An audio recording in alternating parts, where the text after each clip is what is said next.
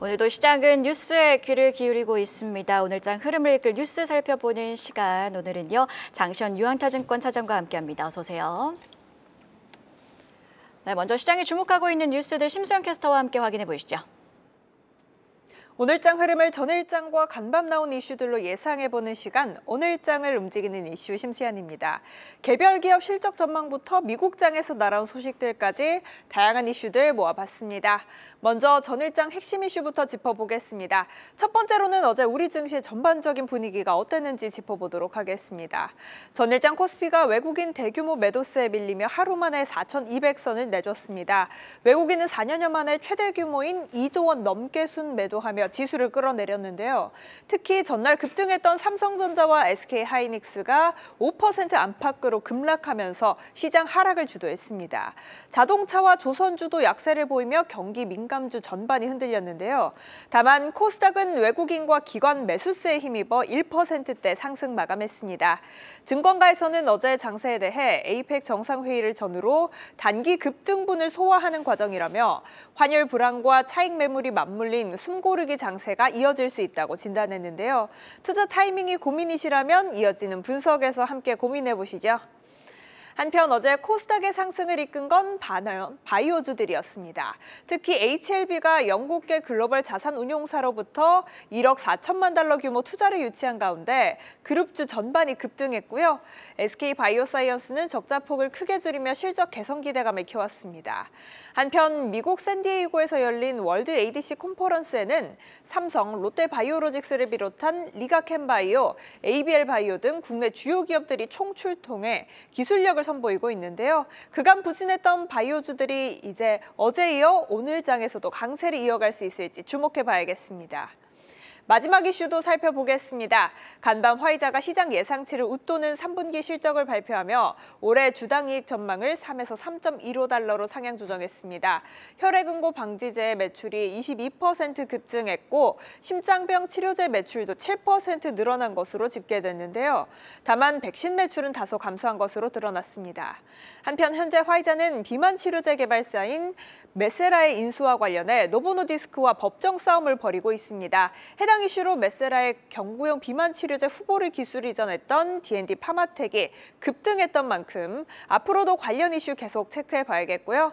내일은 노보노디스크의 실적 발표가 예정돼 있다는 점까지 참고해 보시면 좋겠습니다. 네, 어제장 그간 코스피 상승을 이끌었던 주도주, 삼성전자, SK하이닉스, 현대차 그리고 조선주 등 주요 주도주들이 조정을 받았습니다. 이런 주도주의 급락 어떻게 대응을 해야 할지 고민이 커지는 시기입니다. 어떻게 대응을 해야 될까요? 일단 지수 자체가 사실은 많이 오르긴 했어요. 그렇죠. 시장의 이격 조종의 어떤 확률이 높아지는 역사적 평균치에 좀 근접해 있다라고 좀 말씀을 드릴 수가 있을 것 같은데 20개월 코스피 월간 이격도가 서브프라임 코로나 때 수준인 140을 이미 돌파를 했습니다. 돌파를 했고 IT 버블 때 149였는데 현재 그 수준까지 비슷하게 올라온 수준이라서 지수 자체는 사실 쉬어갈 타이밍이 맞습니다. 시장 전체적으로 시스템 리스크 확률은 굉장히 좀 많이 줄어들었고 그러한 어떤 확률조차도 좀 없다라고 좀 보시면 될 것 같지만 미중 정상회담이 성공적으로 좀 마무리가 됐고요. 관세 모멘텀도 이제는 좀 사라졌고 금리나 기대감도 줄어든 상황에서 아직은 실적 관련 모멘텀들이 조금 남아있긴 합니다만 시장 전체를 끌어올릴 수 있는 종목들의 실적이 이미 마무리된 상황이기 때문에 추가적인 어떤 상승 모멘텀이 부재하다라고 좀 말씀을 드릴 수가 있을 것 같고요.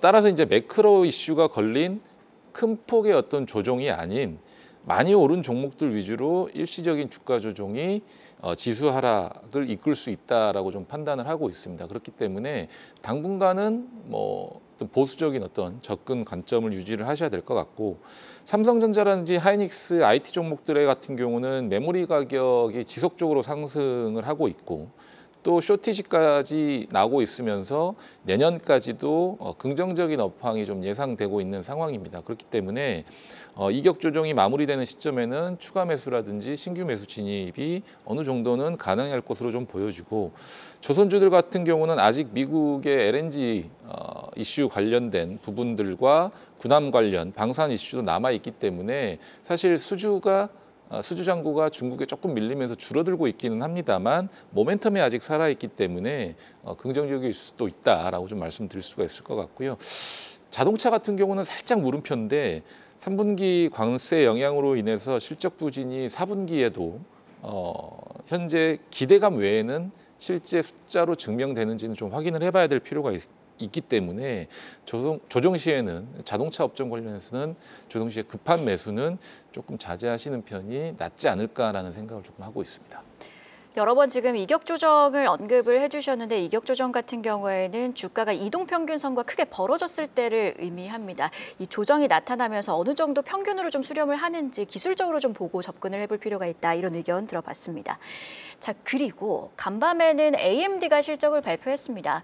AMD 실적 좋았습니다. 3분기 헤드라인 수치 같은 경우에는 예상을 웃돌았고 4분기 실적 전망 역시 예상을 상회했지만 뭐랄까요? 지금 워낙 투자 심리가 불안한 상황이다 보니 재고가 조금 늘었다. 이 부분에 한 3% 정도 빠지고 있는 것 같습니다. 그리고 약간 지금 눈을 의심하게 되는데 나스닥 선물이 한 2% 정도 빠지고 있거든요. 이런 상황이라면 뭐랄까요? 어제 우리 시장 같은 경우에는 AI 버블에 대한 우려를 선반영했다고 쳐도 추가적인 하락을 좀 대비해야 되는 상황 아닌가 싶은데 오늘 반도체주 투자 심리에는 어떤 영향이 있을까요? 일단 앞서 말씀드렸다시피 최근에 그 외국인들의 어떤 선물 동향도 그렇고 어제 같은 경우도 1조 원이 넘는 소매도를 좀 기록을 했었고 사실 특별한 어떤 매크로적인 이슈가 없는데도 불구하고 수급적으로 그런 어떤 매물이 쏟아져 나왔다라는 것은 조정을 어느 정도 염두를 해둬야 된다라는 부분이거든요. 그리고 삼성전자 하이닉스를 필두로 해서 대형주들이 많이 급등한 상황에서 지수가 사실은 앞서 말씀드린 대로 이격이 굉장히 좀 많이 벌어져 있는 상황이고 AMD 실적 발표가 전체적인 어떤 IT의 업황이라든지 이런 부분들을 짓누르거나 흔들 수는 없습니다. AMD 자체가 그렇게 미국 내에서도 시가총액이 엄청나게 큰 종목도 아니고 사실 엔비디아라든지 다른 어떤 종목들이 애플이라든지 애플은 어제 또 시장에서 상승을 했기 때문에 시가총액이 굵직굵직한 종목들은 추세 자체가 완벽하게 무너졌다라고 보기에는 어려울 정도로 버티고 있는 상황이거든요. 물론 그들 역시도 조정이 나올 수는 있겠지만은 AMD의 어떤 실적 자체가 시장을 뒤흔들 수는 없다. 다만 지금 현재 상황에서는 센티멘트 자체가 사실은 어느 정도는 조정으로 가고 있는 상황입니다. 그러니까 골드만삭스라든지 JP모건이라든지 해외의 유수의 투자 은행들 역시도 지수 자체가 사실은 매크로적인 어떤 변수에 의해서 크게 급락하는 상황은 없을 거지만 지금 자체는 좀 과열 구간에 들어와 있기 때문에 어느 정도의 조정은 염두를 해둬야 된다. 하지만 그 조정이 큰 폭의 조정은 아닐 수가 있고 오히려 건전한 조정이 될 수 있다. 만약에 그 조정이 깊어진다고 한다면 10%의 조정이 올 것이지만 그 10%의 조정이 오히려 시장에는 더 도움이 될 수 있는 조정이 될 수 있다라고 좀 언급하는 경우도 있거든요. 해외 투자 설명이라든지 이런 부분들에서. 그렇기 때문에 지금 당장에 우리 시장 같은 경우는 어제 선반영을 했다, 안 했다 이렇게 판단하기보다는 대형주의 조정이 뭐 다른 어떤 개별 종목으로의 어떤 선순환으로 이루어질 수 있는지 그 부분에 좀 포인트를 좀 맞춰 보셔야 될 것 같습니다. 그렇기 때문에 지수 조정이 있더라도 이제는 많이 오르지 못한 종목들에 대한 어떤 선순환 매매 이런 부분들까지 좀 염두를 해두면서 어제 사실은 그렇게 대형주들이 빠지면서 제약바이오가 못 올랐었던 상황에서 좋았지 않습니까? 그러면 다른 소비재라든지 개별 종목군들의 움직임이 어떤지도 좀 살펴보실 필요가 있다라고 좀 정리를 해드리겠습니다. 순환매 관점에서 바이오주가 고개를 들었다 이렇게 언급을 해주셨는데 사실 바이오 같은 경우에는 개인 투자자 비중이 높은 종목들이고 또 바이오 투자자분들은 바붐 온 그러니까 바이오에 붐은 온다 이렇게 기다렸지만 대형 반도체주에서는 밀렸던 상황입니다. 바붐 온은 계속될 수 있을까요? 그러니까 수급적인 부분이 가장 컸죠. 어떤 실적 모멘텀이라든지 이런 부분들보다는 라이센스 아웃의 어떤 모멘텀을 계속 기다렸지만 그런 부분들이 좀 나오지 않은 상황에서 실은 전체적으로 IT, 대형 IT라든지 조선이라든지 방산이라든지 거래소 내에 있는 큰 종목들로 수급이 쏠려가다 보니 사실 코로나 때처럼 유동성이 와 하고 풀리는 상황은 아니거든요. 제한되고 한정된 유동성 장세에서 한쪽으로 쏠림 현상이 있다 보니 다른 한쪽은 빠질 수밖에 없었던 상황이었던 것 같습니다. 하지만 그쪽에서 충분한 수익을 거둔 그런 어떤 수급의 어떤 세력들이 IT라든지 대형 어떤 조선주라든지 방산이라든지 이쪽에서의 어떤 매도 어느 정도 차익 실현을 하고 난 이후에 그 수급들이 어디로 흘러갈지 그냥 바로 빠져나가지는 않을 거라는 거죠. 왜냐하면 매크로적인 어떤 변수가 없는 상황에서 바로 엑시트하고 해외로 다시 빠져나가지는 않을 거기 때문에 그런 수급들이 어떤 개별 종목군들로 들어오는지 확인해 보셔야 할 필요가 있는데 그 첫 번째가 어제 사실은 바이오가 신호탄이었습니다. 그래서 이게 지속될지 안 될지도 지켜보실 필요가 있다라고 좀 정리를 해드리겠습니다. 계속해서 지켜볼 필요가 있다. 수급이 결국에는 움직이는 거기 때문에 수급을 주시할 필요가 있어 보입니다. 자, 어떤 뉴스가 추가적으로 시장에서 주목을 받고 있는지도 함께 확인해 보도록 하겠습니다. 심수영 캐스터 다시 연결합니다. 오늘 장으로 움직일 이슈들 세 가지만 더 짚어보도록 하겠습니다. 먼저 실적 발표 기업들 짚어봅니다. 어제 흑자전환에도 주가가 약세를 보였던 에코프로 BM에 이어 오늘은 에코프로머티, 에코프로 HN, 에코프로 등 그룹 3사가 오전 10시에 나란히 실적을 발표합니다. 2차 전지 업황 둔화 속에서도 수익성을 회복했을지 관심이 쏠리고요. 이에 앞서 오전 9시 실적을 내놓는 네이버는 숫자보다 방향성이 주목되는데요. AI 데이터 센터 투자를 확대하며 소버린 AI 전략의 중심으로 떠오른 가운데 두나무와의 지배구조 개편에 어떤 메시지를 던질지 주목해 봐야겠습니다. 이외 오늘 오후 2시엔 SME 실적을 공개하고요. 또 산일전기, 두산 에너빌리티도 실적 발표 예정돼 있네요. 다음 이슈입니다. 피트 헤그세스 미 국방장관이 어제 있었던 한미 안보협의회의 직후 트럼프 대통령의 승인을 다시 확인한다며 핵 추진 잠수함의 도입을 적극 지원하겠다고 밝혔습니다. 이에 따라 핵 연료 확보와 관련한 한미 원자력 협정 개정 논의에도 속도가 붙을 전망인데요. 이 과정에서 핵연료 인프라 구축이 추진되면 두산 에너빌리티 등 국내 원전 관련 기업이 새로운 사업 기회를 얻을 것으로 보입니다. 마침 오늘 오후 두산 에너빌리티의 실적 발표가 예정돼 있는 가운데 모멘텀이 붙을 수 있을지 잠시 후 분석에서 짚어보시죠. 한편 글로벌 투자 지표인 MSCI 지수의 11월 정기 리뷰를 앞두고 국내 기업들의 편입 여부에도 관심이 쏠리고 있습니다. 증권가에서는 이번 리뷰에서 HD 현대마린솔루션과 APR이 새로 편입될 가능성이 높다고 보고 있는데요. 두 종목 모두 최근 한 달 새 시가총액이 크게 늘며 기준 시총 허들을 넘겼고 업황 성장세도 뚜렷한 상황입니다. 반면 오리온은 시가총액이 4조 원 아래로 떨어지며 편출 가능성이 제기되고 있고요. LG 생활건강의 경우 증권사 전망이 엇갈려 왔는데 실제 편출 여부 체크해 봐야 될 것 같습니다. 리뷰 발표 전 편입 기대 종목에 매수세가 유입되는 경향이 있는 만큼 발표 전 트레이딩 전략도 고려해 볼 수 있을 것 같습니다. 이렇게 이슈들 정리해 봤고요. 관련 전망도 이어지는 분석에서 함께 하시죠. 실적 이야기 나눠보도록 하겠습니다. 어제 에코프로 BM이 실적을 발표했습니다. 연속 흑자 소식을 전했지만 주가 자체는 약세로 마감을 했습니다. 그리고 또 흐름을 좀 하루치로 보자면 오전에는 그래도 2차 전지주가 강하나 싶었는데 또 장 후반 들어서는 힘이 빠진 모습이었고 뭐랄까요. 오늘은 에코프로가 실적을 발표하는데 2차 전지 기업들 실적 흐름 어떻게 보고 계신지 궁금하네요. 일단은 에코프로 BM 자체도 3분기 출하는 기존 예상대로 전방 고객사의 셀 판매 부진으로 전분기 대비 20%가량 좀 줄어들었습니다. 그러니까 실적 자체는 괜찮았습니다만 영업이익 자체도 인도네시아 니켈 제련소에 대한 어떤 투자 평가이익이라든지 지분 투자 이익이 좀 반영이 됐는데 재고 평가손 환입 반영분까지 감안해서 일회성 요인을 제외하면 본업에 대한 어떤 영업 수익성은 BEP 수준이었다라고 좀 보시면 될 것 같거든요. 그렇기 때문에 사실 주가는 성장성을 먹고 올라가는 부분이지 않습니까? 그러면 적당한 수준의 어떤 이익을 가지고 또는 일회성 이익을 가지고 계속해서 주가가 지속 상승하기는 좀 어려운 부분들이 있습니다. 그래서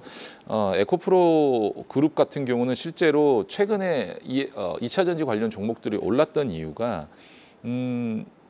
ESS라든지 북미의 테슬라 데이터 센터양 모멘텀으로 좀 올랐던 상황들이 있거든요. 그러니까 그 관련된 2차 전지 그쪽과 관련된 2차 전지 종목들이 아닌 이상은 실은 추가적인 어떤 모멘텀을 당장에 갖기는 어렵다. 일전에 제가 한번 2차 전지 같은 경우는 지금 북미 쪽 데이터 센터라든지 ESS라든지 이런 모멘텀을 가지고 단기적으로 좀 급등할 수는 있습니다만 추세를 가지고 계속해서 이전의 어떤 코로나 시절의 성장성 모멘텀을 가지고 올라가기는 조금은 어렵지 않겠느냐라고 말씀드린 부분들이 있습니다. 그렇기 때문에 당시에 LNF라든지 포스코 퓨처엠 정도만 보시라고 좀 말씀을 드렸던 거고 LG 에너지솔루션도 마찬가지입니다만 그런 모멘텀이 당장에 어느 정도 좀 줄어들 수 있는 상황이 된다면 또 시장의 어떤 리스크 때문에 조금은 센티멘트가 약해진다라고 했었을 때는 이런 부분 실적에 대한 어떤 성장 모멘텀이 좀 부족한 섹터들 같은 경우는 주가 하락에 조금 취약할 수 있기 때문에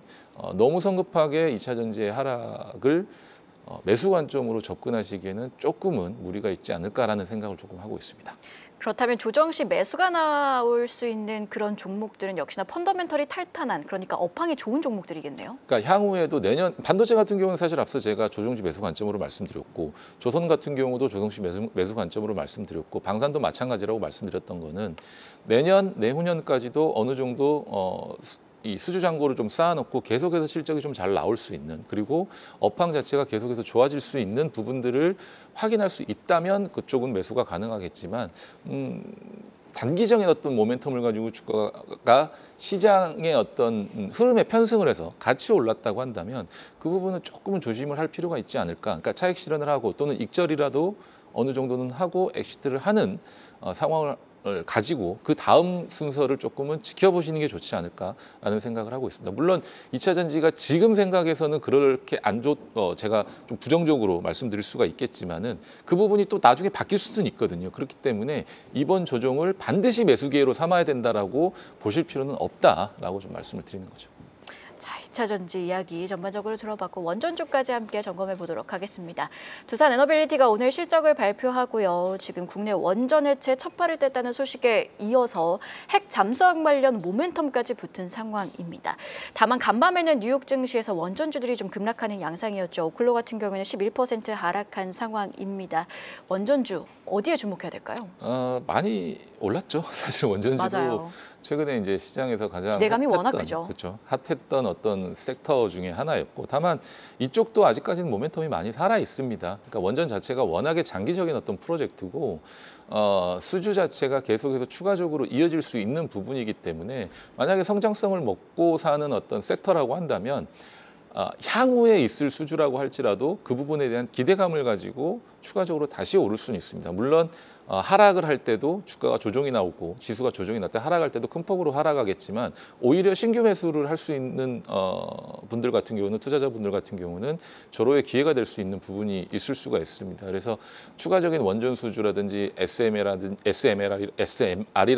그리고 핵 잠수함 관련된 부분에서도 뭐 기자재라든지 이런 부분들을 납품할 수 있는 여력이 있는 회사이기 때문에 잘 살펴보시면 좋을 것 같고, 특히나 원전 관련된 경우 같은 경우는 진입 장벽이 좀 높습니다. 그리고 계약 자체가 장기 계약으로 진행되는 부분들이 있기 때문에 앞서 말씀드린 대로 그런 모멘텀들을 가지고 하락했었을 때 다시 상승할 수 있는 기회가 올 수 있습니다. 그렇기 때문에 원전주들도 하락 시 매수 관점으로 잘 살펴보시면 좋을 것 같다라고 좀 마무리를 하겠습니다. 네, 이렇게 지금까지 유한타증권 장시영 차장과 함께했습니다. 고맙습니다. 계속해서 다양한 경제 이슈를 알고 싶다면 구독과 좋아요, 알림 설정 부탁드립니다. AI 캐스터 권미정이었습니다.